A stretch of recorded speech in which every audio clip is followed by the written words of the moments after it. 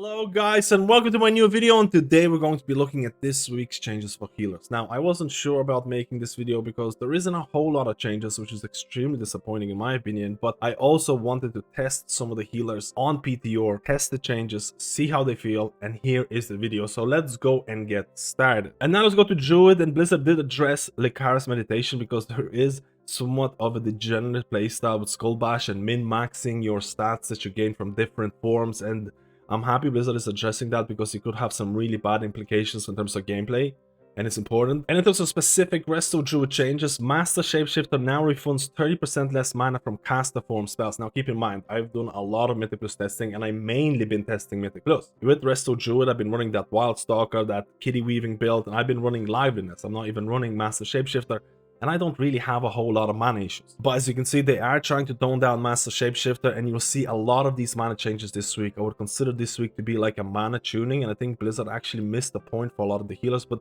we'll get to that. Let's move on to the next healer. And now the healer that received by far the most changes, and that's going to be Mistweaver Monk. First of all, Mastery Gust of Mist healing is decreased by 10%. This is going to impact all forms of content for Mistweaver Monk. Jade Bond now increases the healing of Gust of Mist by 20% instead of 40%. So the Chi version of Jade Bond is getting nerfed, and that's very important to remember. But Rushing Wind Kick now increases the Renewing Mist healing by 150% instead of 100%. So they are nerfing certain aspects of Mistweaver Monk, but they're also buffing your Rushing Wind Kick. Now, before I'm going to go any further, I kind of think this is aimed or somewhat aimed at raiding performance for Mistweaver Monk. Now, if you haven't looked at PTR or haven't looked at some of the Mistweaver Monk raid builds, there is a lot of Mistweavers out there who are running that Jade Bond, who are running that Chi Red Crane, and they're doing really good numbers. And I feel like Blizzard is trying to level the playing field in terms of some of the talents, and this is why they're nerfing something like Jade Bond, but they're also buffing something like Rushing Wind Kick. At least some of these changes are going to trickle down in that Mythic Plus content as well, especially considering that Rushing Wind Kick is not all that popular in that Mythic Plus content. Again, there might be some surprises in the future, but this is just the way I see it. In terms of other changes, Resplendent Mist now increases Gust of Mist healing by 60 or 120% instead of 75 or 150, so that's a nerf.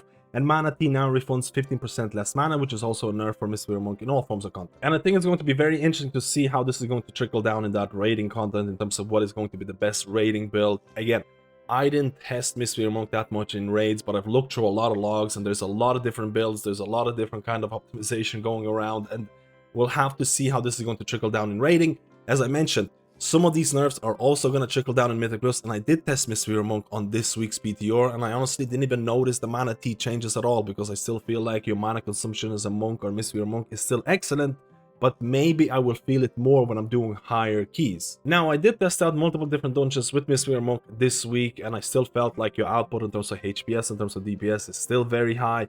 It is a very fun healer to play, and I just still had a blast. I don't think the sky is falling. But I also think it's important to be cautious, because if Blizzard is going to continue with this trend, especially in that Mythic Plus content, we'll have to see where Mistweaver is going to end up, because Mistweaver is going to live and die based on its output, especially when it's competing with some other healers that might provide a bit more in terms of utility or those raid buffs. And now let's talk about Holy Paladin, and the only changes they received is Beacon of Virtue now costs 4.5% base mana instead of 5%, so your Beacon of Virtue is going to cost less mana, you're going to have more mana to play around. But at the end of the day, I've tested a decent amount of Holy Paladin, I've tested a lot of Herald of the Sun in Mythic Plus, and honestly there are situations when you do have mana issues. I think a lot of Holy Paladins looking at this change are going to say this is not enough, and on top of the fact that I was expecting more changes for Holy Paladin, I think there's a lot of salty Holy Paladins based on this week's changes. And now let's go to Restoration Shaman, and the only change, again, it's going to be mana related. Healing Wave now costs 2.5% base mana instead of 3%,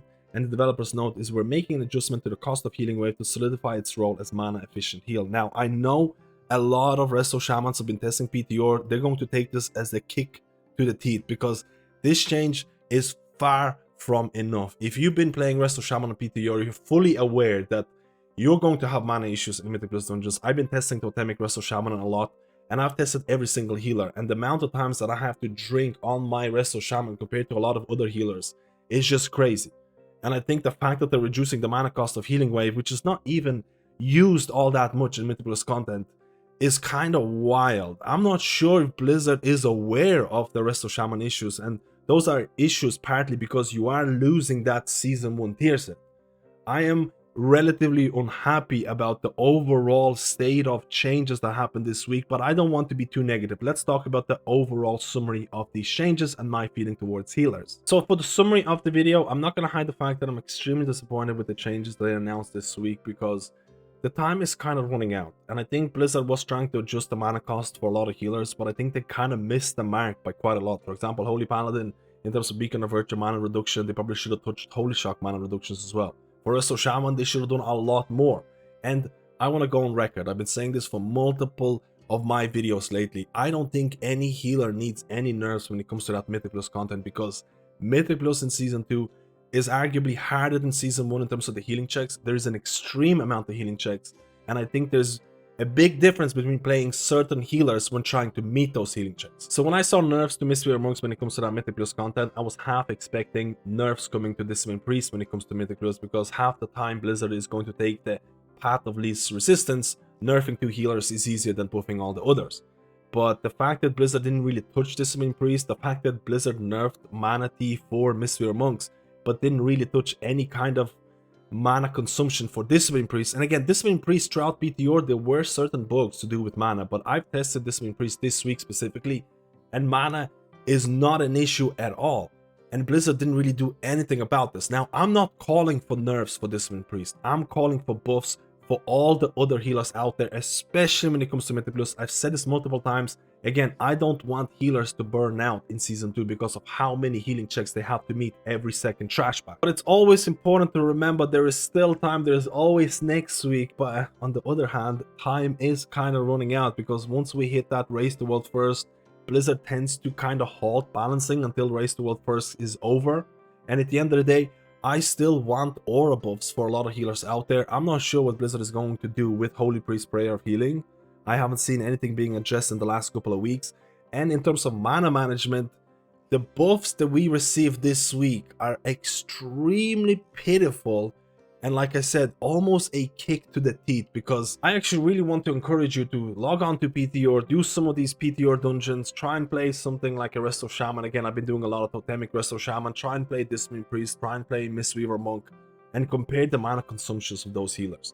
The fact that Blizzard had this motto of mana as a resource for a long time now, and they have certain healers that just really suffer from mana consumption, and then certain other healers who barely care about this, is just so unfair. And this is why I'm getting a little bit angry. But again, there is still time. I'm just hoping Blizzard is aware of these issues. They're aware of the mana consumption issues for certain healers. They're aware of the HPS or certain healers that need aura buffs in order to be brought in line with other healers. And I'm hoping that Blizzard is aware of how difficult Season 2 is for healers. This is just my message, again, to the community. I really want more changes. There is time, but it's still running out quite quickly. If you like this type of video, like and subscribe. If you enjoy these healers, if again playing the healer that you like is the best value for your subscription, let me know which healer you're playing in next season, and I'm hoping for better changes next week.